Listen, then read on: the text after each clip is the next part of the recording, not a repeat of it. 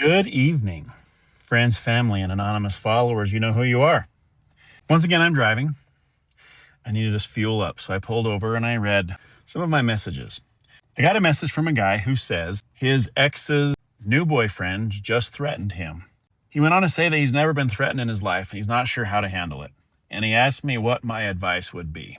First of all, if you're a man and somebody that you eventually will call replacement dad shows up in your kids' lives and he begins to threaten you, this is what I would have done from the very first threat. I would have purchased a body camera and I would have worn it every single interaction. I would have reported the very first threat to the police, and I would have reported every threat after that to the police. Most of my interactions with replacement dad and my ex-wife and my kids were alone. Nobody was with me.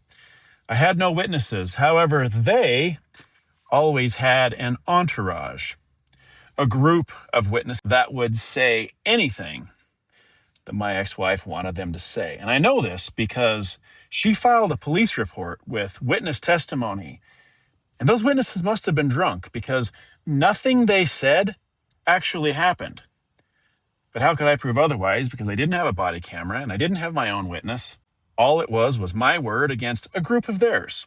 In these situations, you need to treat them as if you are going to be accused of something that would put you away for life, because that may happen. And if you get into a physical altercation and you end up winning, you need another person there on your side to tell law enforcement what happened. Because if your replacement dad is a lot like the replacement dad that I'm involved with, if I win, I go to jail.